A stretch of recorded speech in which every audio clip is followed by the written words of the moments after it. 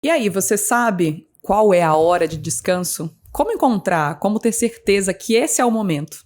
O Kleber vai explicar pra gente.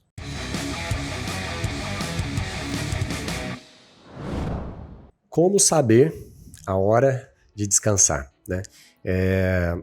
Esse é um ponto crítico. Como eu falei, assim, a gente deveria regular sempre o treinamento pelo descanso. Quão descansado eu estou, quão descansada a atleta está, né? Porém, né, como tudo no treinamento esportivo, sempre tem uns poréns quando a gente está lidando com o ser humano, não é uma ciência exata, né? Então, a gente tem formas de trabalhar isso, né? Então, assim, tem alguns indicadores que a gente usa que são indicadores quantitativos e tem indicadores que são qualitativos. Quais as diferenças? Por exemplo, um indicador quantitativo que pode ser usado para você ir verificando ao longo do tempo se você está apto ou apta a realizar uma sessão de treino mais intensa, por exemplo. Variabilidade da frequência cardíaca. Tá?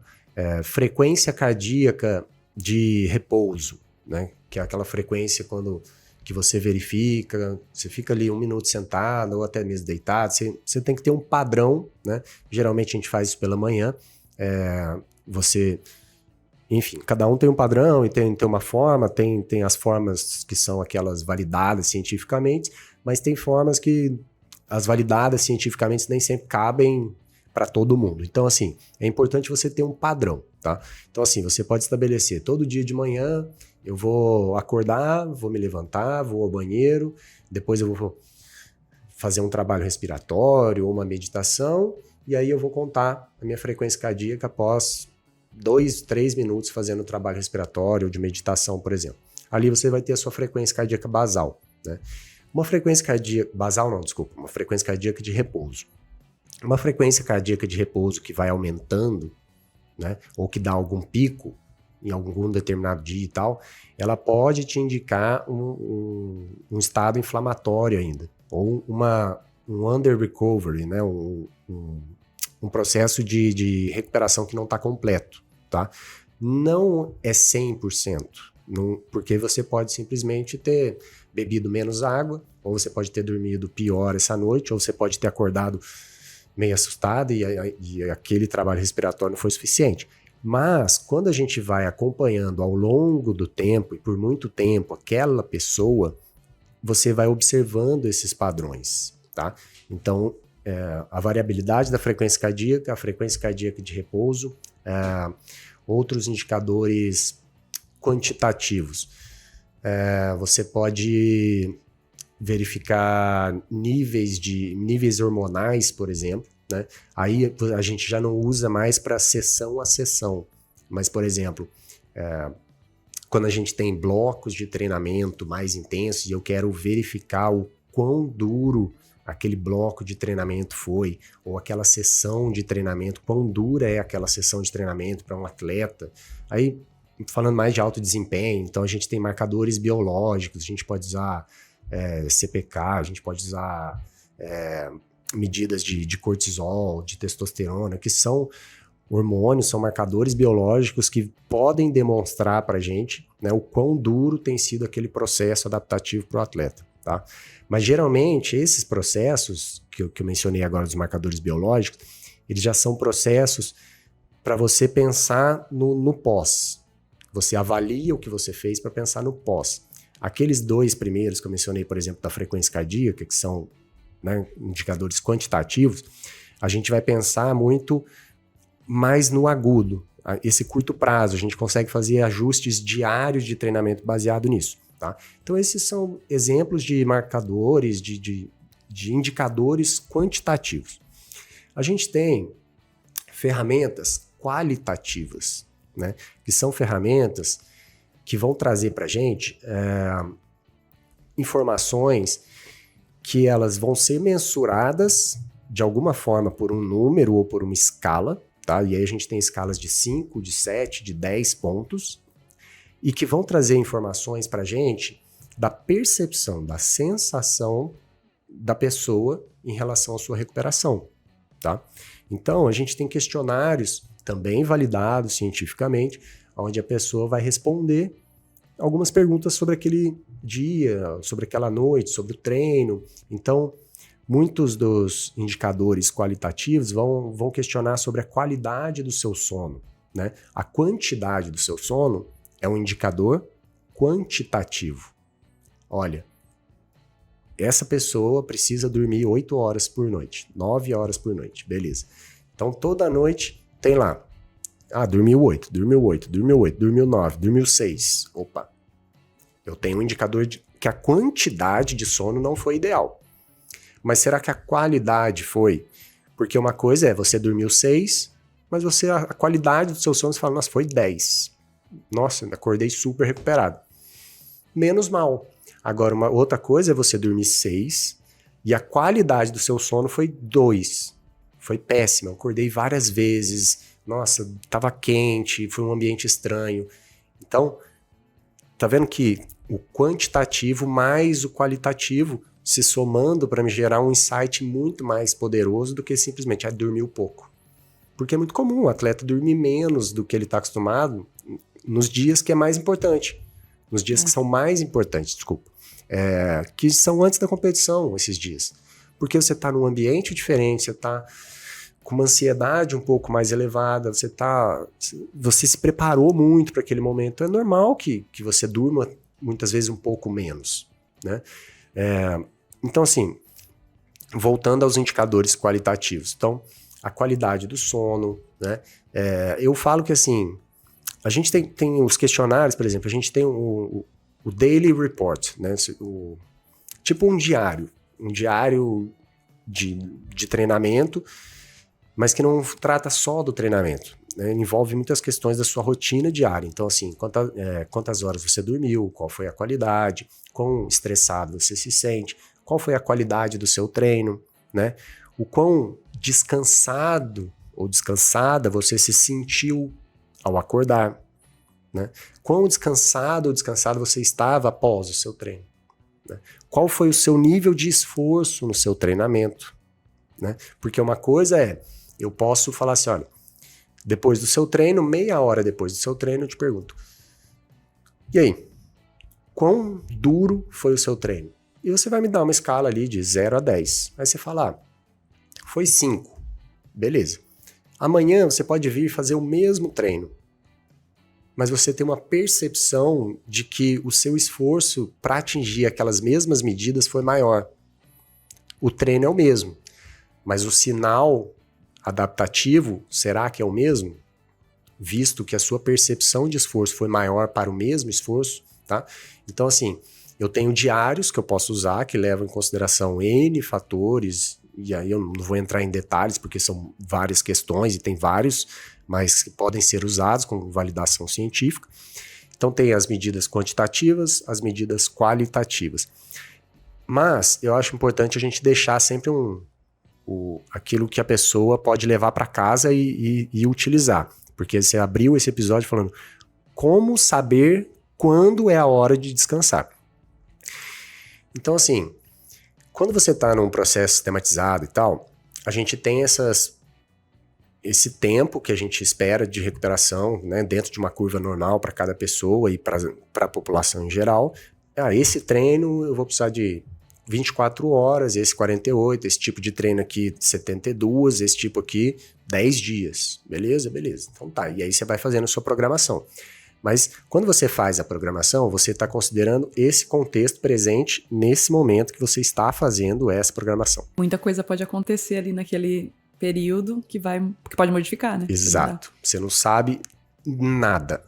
Você sabe zero do que vai acontecer daqui para frente. Então, você teria que ser assim, nossa, Deus. Teria que ser mais do que o Deus do treinamento para fazer um treino olhando para 4 semanas e todos os treinos que você programou serem os perfeitos para aquele dia, né? É óbvio que vai ter uma mudancinha aqui, outra ali, aqui, acolá e tal, não sei o quê. Então você vai mexer um pouquinho e tal. A gente tenta não mexer muito, né? Mas um ajuste ou outro vai acontecer, tá? Por quê? Justamente porque acontece muita coisa aqui no meio, tá? Mas para deixar uma informação que possa ser usada a partir de agora para as pessoas identificarem como saber quando é a hora de descansar, tem que se fazer uma pergunta, que para mim é a pergunta mais importante que se usa em treinamento. Qual? Que eu vou falar até olhando para a câmera. Eu ia pedir, olhe para a câmera e fale. Que é assim, para mim a pergunta mais importante quando se fala de treinamento é assim, como você está? Como você se sente? Isso é importante. Por isso que eu falo assim, a relação entre o treinador e atleta, ela não pode ser de mão única. Ela não pode ser, olha, é isso aqui que você faz para ser campeão ou campeã e pronto, segue a fórmula e vai embora. Por quê? Porque acontece muita coisa, porque as pessoas são diferentes e porque responder essa pergunta é muito importante. Você pode ter, como eu falei, você pode ter marcadores biológicos, mas os marcadores biológicos, eles não estão te mostrando o que vai ser a sua sessão de treino daqui para frente. Eles estão te mostrando o que aconteceu, qual é a resposta do seu corpo em relação ao que você fez. E são dados muito importantes, porque você vai inferindo qual que é a resposta que você pode esperar se você repetir aquele processo. Mas eles estão olhando para o passado. A melhor ferramenta que você tem para predizer o futuro, né? Aquele futuro próximo, que é a sessão agora, que é a mais importante, é a sessão que você vai fazer agora. A de ontem foi importante para construir. A de amanhã será importante. Mas em nenhuma das duas você pode fazer mais nada. A de ontem você não pode fazer mais nada, a de amanhã ainda não chegou, você não pode fazer nada. A única sessão que você ainda pode mexer e torná-la mais efetiva é a de hoje. Então, a pergunta mais importante para o treinamento é como você está? Essa pergunta não tira a importância de todas as outras ferramentas que a gente tem. Mas se você não usa essa, todas as outras elas perdem muito da importância, porque é ela que baliza isso aqui. Então essa pergunta, como você está, como você se sente, você precisa responder isso. Porque, igual eu falo, na planilha tá para você fazer um treino intervalado de alta intensidade hoje. Hoje você vai meter o pé, você vai fazer os short intervalos, aqueles intervalos curtos.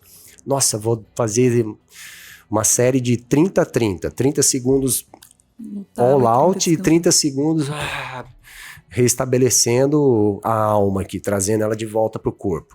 Aí você vai fazer, 12 desse. Beleza. Aí você dormiu mal, não se hidratou bem, brigou com o marido, brigou com a mulher, passou a noite em prantos e, comeu uma feijoada e tomou sorvete a madrugada inteira porque estava triste. Passou a noite com cólica. Passou a noite com cólica, acordou e falou, não, mas na planilha tá mandando, eu vou fazer. Será que é o ideal? Não. Faça-se essa pergunta. Como eu estou para fazer essa sessão? Essa sessão está ajustada para o contexto dessa pessoa que vai fazer? Porque lembra que eu sempre comento aqui, acho que foi uns dois episódios atrás, eu falei, o treinamento não é sobre o que você faz, é sobre a adaptação do seu corpo para o que você faz. Se eu tenho um corpo que não está pronto, né, para fazer aquele estímulo, será que eu vou ter a adaptação que eu quero para aquele estímulo? Ou a magnitude do agente estressor é simplesmente alta demais para o meu corpo lidar com aquilo e eu só estou potencializando um outro estresse que eu não previa quando eu fiz o planejamento daquele treino?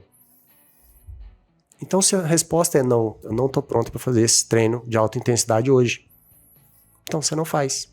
Você tira o pé e faz um treino de menor intensidade. R para menos. Por quê? Porque a lebre vai ter que parar e descansar, que a lebre no treinamento é quem acelera demais, vai ficar doente, vai ter uma lesão, vai cansar, vai desmotivar. A tartaruga vem.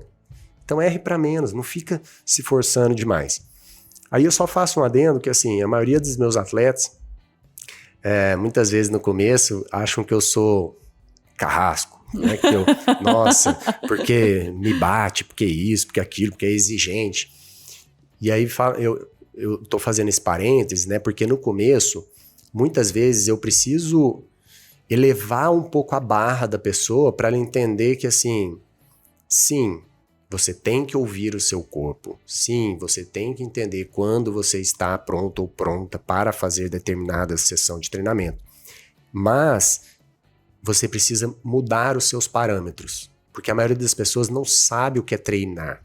Não mesmo. A maioria das pessoas sequer atingiu um nível de esforço tal que ela vai precisar atingir em algum momento para puxar adaptações que a gente busca ali de longo prazo, né? Por exemplo, a maioria das pessoas nunca chegou lá, 92, 95% da frequência cardíaca, nunca ficou lá ofegante e tal. Quase desmaiando. Então, se eu não mostrar para ela que ela tem um parâmetro ali que você não sabe o que é, ela nunca vai realmente ver aquilo, né? Então, no processo de aprendizado, no treinamento, na parte pedagógica, no começo, muitas vezes é o meu papel. Ah, mas hoje eu tô assim, eu tô um pouquinho cansado. Eu falo, não, mas você vai lá, você vai dar conta. E aí a pessoa vê que ela dá conta. E aí eu vou expandindo aquele limite dela aos poucos. Até um ponto que chega ali uns 3, 4 anos de trabalho, em geral, mesmo as pessoas que eu tinha que ficar empurrando no começo, o meu trabalho passa a ser segurar um pouco. Porque a pessoa entendeu, e aí ela quer mais, ela quer mais, e agora eu quero fazer mais. E eu falo, não, calma, agora eu tenho que te segurar para você não errar a mão no querer fazer muito e virar lebre, né? Então, assim, os atletas em geral, mais experientes em geral, eles conseguem identificar melhor o ponto que fala assim, ó, preciso descansar. E pelo perfil do atleta eu consigo gerenciar isso. Porque no começo tem muito atleta que eu falo, eu preciso empurrar. Eu preciso ficar empurrando. Eu falo que é meio preguiçoso, sabe? Eu falo, desse jeito aí que você quer não vai chegar. Então vamos. E ao longo do tempo esse perfil vai mudando. Mas tem muito atleta que erra a mão, se você deixar para ele decidir, né?